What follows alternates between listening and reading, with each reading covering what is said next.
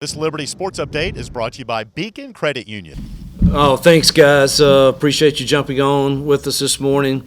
Had a good practice today. Had 3 good ones last week, and got to see our scout team guys compete a lot in our Super Bowl of the defensive scouts versus the offensive scouts, which was exciting. And hopefully we got some rest and some injured guys feeling better with the open week. And then obviously we changed schedules up a little bit this week to accommodate the new policy on Election Day, and so we practiced this morning, and we'll take tomorrow off. But I'm excited about this challenge that's ahead of us. It is a great challenge, and it's a great opportunity, and hopefully our kids will seize it and give it our best performance on Saturday. It'll be a tough one. They're an outstanding football team, well coached, and certainly have great players at the right positions to be very, very good. And it seems like they're getting all of their kids back from earlier COVID issues, and that's something that will be on my mind all week, obviously, with us having the open week, and you're just worried about all these COVID tests. And we had our first one this morning for this week, and we'll just keep our fingers crossed and pray that those continue to be, positive and for us in the way the results go. All right, thank you, Coach. We'll go ahead and take questions. First up is Damian Sordelak from the Lynchburg News in Advance. Morning, Hugh. How are you? Great. How are you? Doing well. You spoke about injuries. Wide receiver's been hurt a lot this year. You haven't had C.J. Yarbrough or Noah Frith in the same game at the same time this year. How are they looking heading into this week? They look great this morning. Really excited to have both those guys back. They're going to make us better in whatever games we play in, to have both of them out there. Next, let's go to Hank from the Associated Press. How you doing, Coach? Great, Hank. Congratulations on the ranking. Another first for you, knocking down. That can be pretty heady stuff. Yeah. How do you kind of manage that with your guys? Well, I had a whole plan this morning. I don't go into many things without a plan. Those that know me, and I'm big on show it to me, let me see it. I don't want you to talk about it. I want to see it, and I pretty much have one for everything. And on my list of things to do to build a program, this is one of them. And then when you do get it, here's the next step. And so I put the picture up this morning in our team meeting, congratulated the team, and obviously talked about the many people that have gone before us, that have laid the vision, the foundation, the support, and then to kind of talk to them from a 51-year-old's perspective of you don't really understand maybe now at 18, 19, 20. I didn't either. But this is something that you're going to remember and sit on the rocking chair or the swing or your back porch, and you're going to tell your kids about, and you're going to tell your grandkids about. And so if I were you, I would take this and get it framed. And that you need to save this picture. It's special. It's this is not. It doesn't happen in year 2 of full FBS very, very often. I don't know if it's ever happened before. One of you guys would have to check that and see how early someone was ranked that just turned FBS. But I like doing things that are first. I've said that. This is one of our things on our checklist. Now, how hungry are you to stay there and be relevant and be talked about? I'll say 2 things on that, though. One, no one can take away the fact that our team was voted in the top 25. Appreciate your vote, Hank. But no one can take away that. And the second part of our season is very difficult. It's very challenging. And I have no clue how that's going to go. None of us do. You can't predict injuries, COVID, turnovers, whatever. Plus, we're playing some really good football teams. I don't know how that's all going to end. I do know this. I will not let that diminish what our team did to get to this point and be voted top 25 in the AP poll. They can't take that away from us, irregardless of what happens in these future games. But do I expect us to compete in them? You know I do, and I think our kids expect that. But yet, whatever happens, man, this week has been special. It's a milestone in our program, and it's one that hopefully our kids and their families can celebrate for years to come. This has obviously been a year with a lot of turmoil around the university with the president, the lawsuit, and all that stuff. How cognizant are you that the football team and maybe the football team's success becomes kind of a beacon on campus and just, something to look at that's a real positive with, all this negative stuff swirling around the administration and that kind of stuff? Yeah, I don't even feel like there's negative stuff swirling around me and our program. I really don't focus on any of that. I have zero control over very little to do on this campus other than making sure our kids hopefully respect each other and operate in a manner that makes the university and our mission and present that in a good light. And we're not perfect at that. We never will be. But I do hope that in some way, for those that are experiencing whatever negative things that could go on in life in general, I would hope that if they're a Liberty fan, that our football team certainly gives them something to have some joy about. I think I told Ian or somebody the other day that, we've had a really fun, good season, and I wish our stadium was full, so that they can get some of the enjoyment. But again, that's out of our control. But as far as being some, beacon, or I don't know if we're that, but I do think that we've played in such a way that hopefully gives the Liberty family something to be proud of and to receive some joy from. Okay, last one from me. You mentioned that you're playing your toughest opponent yet coming up.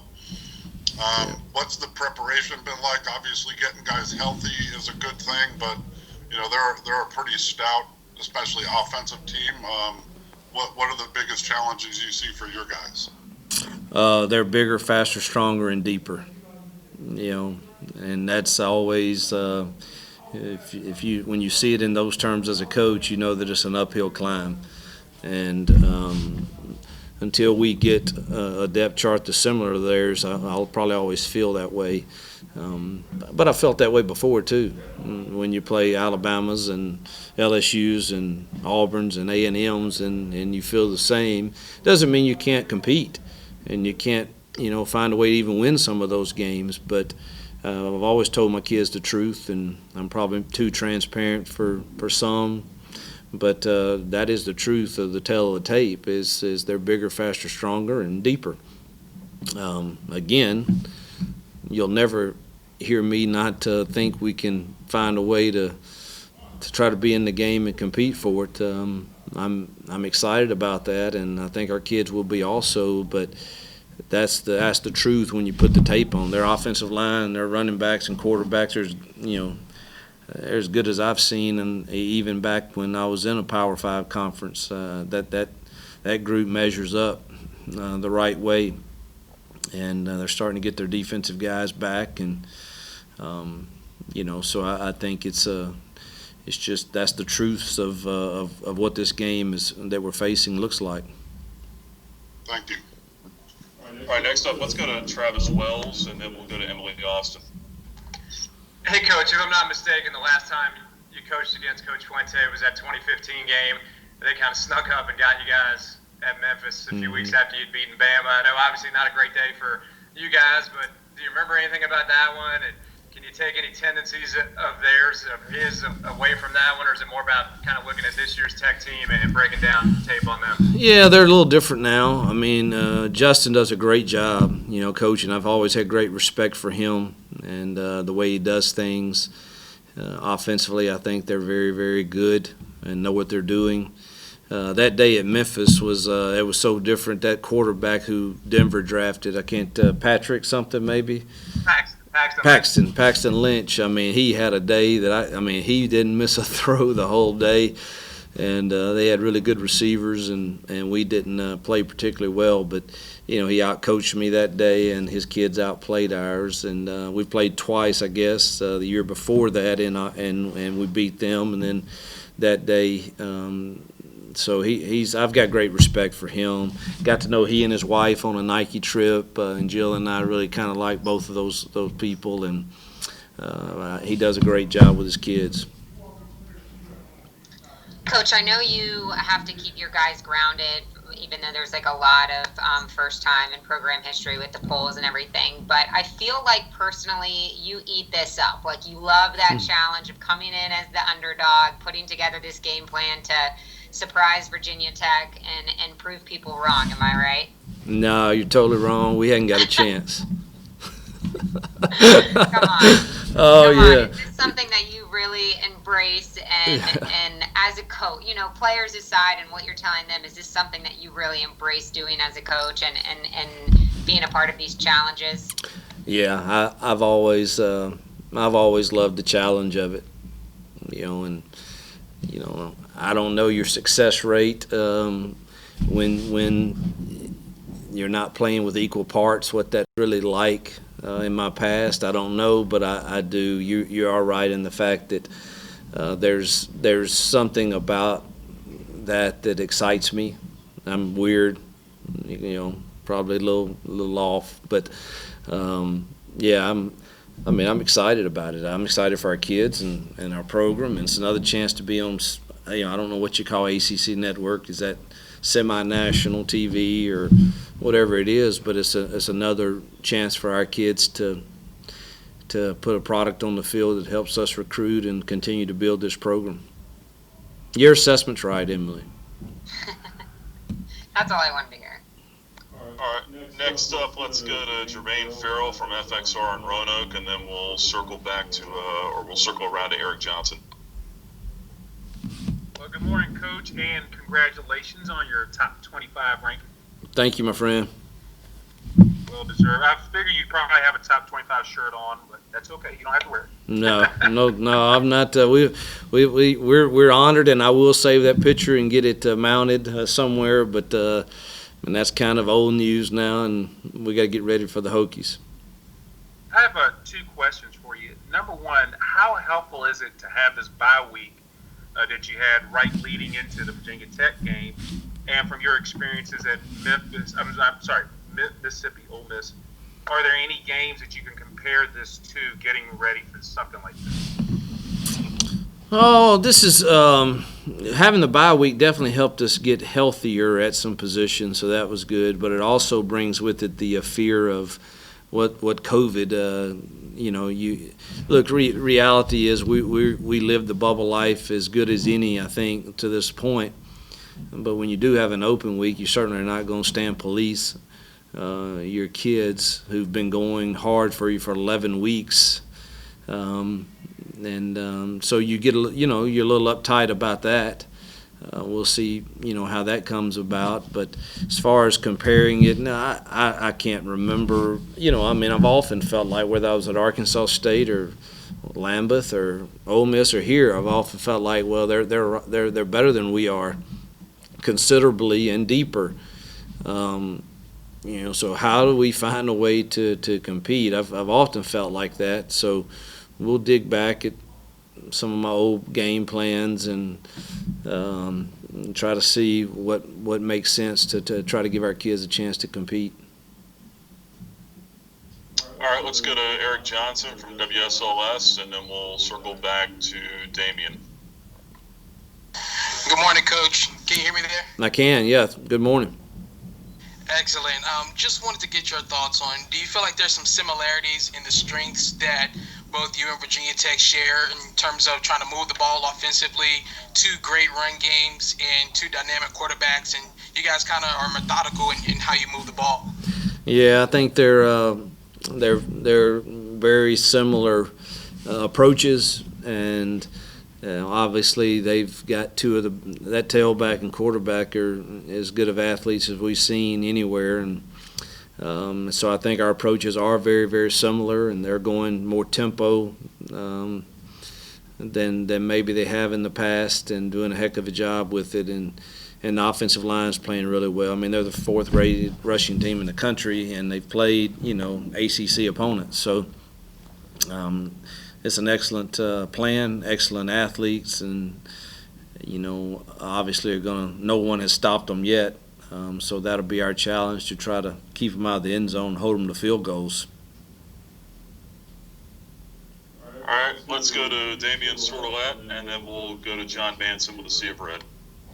I was going to ask you about Thomas Sargent and what he's done at center this year with being like the leader of that offensive line, replacing a guy like Dante Duff, who did everything at right guard. And how do you think Tom's emerged this year as a leader, as a player, and really helping an offensive line that's found its footing in establishing lines of scrimmages? Well, Tom's one of our captains. I mean, that says it all for me. For him to be a kid our players consider to be one of the leaders. And I would bounce things off of Tom if there were any issues that I needed to discuss with a player in regards to our football team. He'd be one of the first I go to. His maturity level, his toughness. He's limited athletically, and he knows that. But man, just he gets the absolute maximum out of him because he plays with passion, and he cares about Liberty and Liberty football, and he takes pride in the fact that the O-line is a cohesive unit. He's just been a really great leader. All right, next up, let's go to John Manson from a Sea of Red, and then we'll get back to Travis. Hey, Coach, I got two questions. First up is Emmanuel Dabney. He got injured there early against Southern Miss. What's his status this week? Practiced this morning, looked fine. Then also, we haven't talked in a little while since before the bye week, but you guys got a big commitment there that became public, the highest rated recruit in school history. How much does this 6-0 start, getting in the top 25, how much does that all just lead towards continued growth on the recruiting trail and continued success recruiting? Because you always talk about how key that is to building a program. Obviously, these are huge things that are happening for us and to help us recruit. So it's our job now to figure out, with the current climate and culture of the pandemic, how do you capitalize on what you're doing to get kids across the finish line, hopefully in that early signing period, to come join you.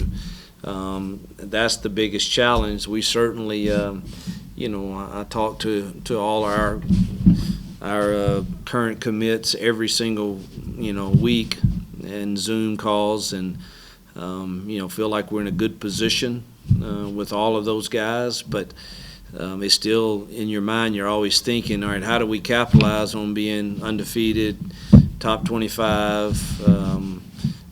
How do we use it to help us get kids to commit here? And certainly it's a lot easier having those facts than it would be the other way around, particularly with kids not being able to come to campus. So it'll be interesting to see how the December signing period goes with kids not being able to visit campuses.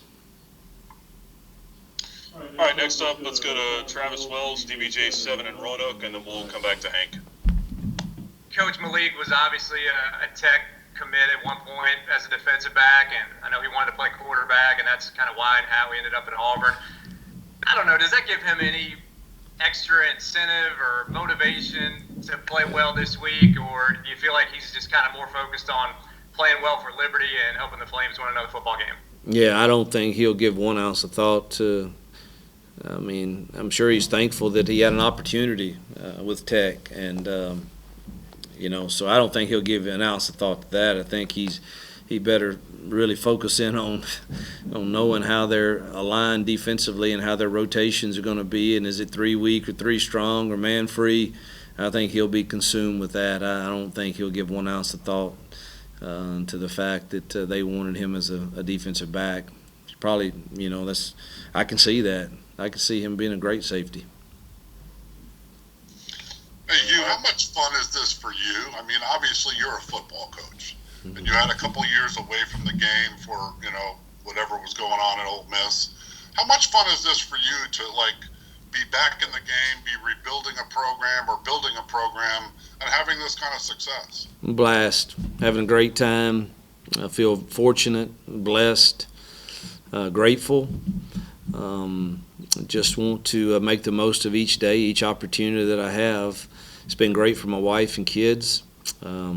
Wish my family could be around me more, because my mom and dad and brothers and uncles and aunts, and they love coming to our games, and that's I wish they could be around a little bit more. But as far as just I enjoy coaching these kids. We've got a great group of kids. I enjoy our staff. Our administration's incredibly supportive, and it's just been, people, sometimes write things about this being a redemptive story, however you want to, phrase that. So I don't want to make it about that and entirely, because that's such a small part of it. But I do think failures are probably a very, very, very close kin to successes. I don't know of many people that don't experience great success without having some type of failure, and the people that can handle the gut punches and the failures that you have, and continue to not lose hope, to not lose joy, to not lose faith, to not lose heart, and to continue to grind, to try to climb cliffs and fight battles and continue to win and continue to try to better yourself and make sure you learn from the times when you got it wrong. I just think that is all part of this, and to me personally. And so I'm thankful for the close friends and encouragers I have, and those that know me for who I really am, and thankful for liberty and obviously the opportunity that the administration gave me here to be sitting in this position. And I guess I don't know if this is selfish or I don't think I'm a selfish individual anymore. I guess we all are to a certain extent, but in some way you're thrilled you can make good on the faith they showed in you, if that makes sense, and to give something back. So I think that's all part of it. Amen. Are your daughters more inclined to hear your advice when you're 6-0 and ranked number 25? One of them probably. Then they're all different. One, she wants daddy's advice and no matter what and every day. Then you got one that I don't know if she ever wants daddy's advice, and then you got another one if dad's doing well. It's just a mixture, but they've all enjoyed this time here. I do know that, and it was a great move for all three of my kids and my wife. Thank you. Coach, I got a couple real quick for you, then we'll go ahead and wrap up here because it's noon. But Javian Lofton, is he going to be, or has he practiced? What's his status? And then also, how has Josh Mack looked in practice? Mack looked good today. Javian is doubtful.